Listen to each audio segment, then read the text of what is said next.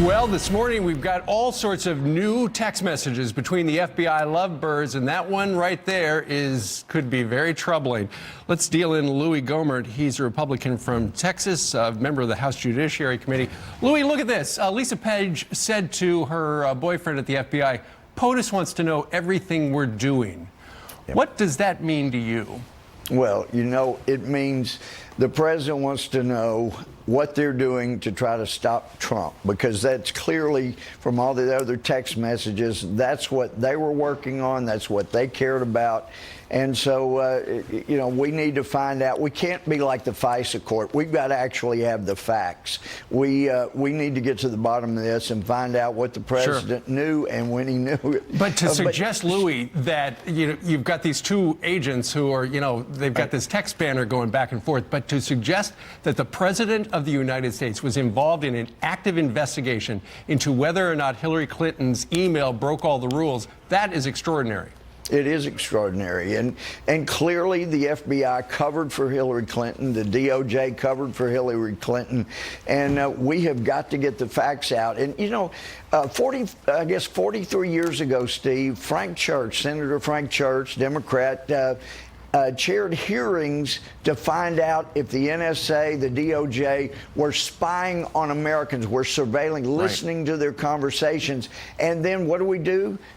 Decades later, we have this Fisa court that allows warrantless surveillance, or, well, they provide warrants to surveil without having to go public with any information. And as far as I can find, Steve, this is the first time the Fisa court has ever had any pursuit of their transcripts or what was being said. Hey, you want the transcripts released to find out what the FBI told the Fisa court to get that application so they could spy on Carter Page and all the Trump people. Yeah, one of two things. Either the judge was duped with false information, with the lies, into signing a warrant, or the judge is just so worthless, it was part of all this and didn't care if he didn't have the facts. But as a former judge, I can tell you, and I was talking to John Carter, a former district judge, if somebody lied to us in court, and especially a lawyer, we would be after their license to practice law.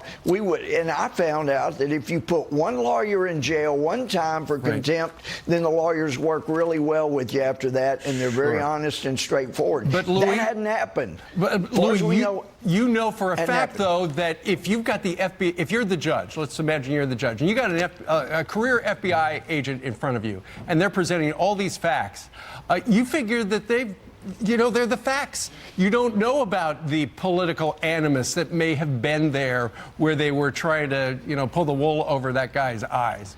That's right. And either the judge said, wait, you guys have an asterisk down here. What does that mean? Yeah. Either he did that or just accepted it. But either way, the judge should be livid in the fact that these guys didn't go to jail for contempt. And there are a couple of kinds of contempt. You can have a contempt where judge has to have a hearing, sort out the facts. But if a fraud is presented to the court and the court's manipulated, you don't have to have a hearing. You can just order them in contempt for 6 months in jail. And these people should be in jail for what they did. Well, it would be great if we could see the transcripts. Well, that's I know you're after that. And Bob Goodlatte wants the truth, and I think we're going to get it one way or another. America wants to know what really happened. Louie, thank you very much for joining us live. Thanks.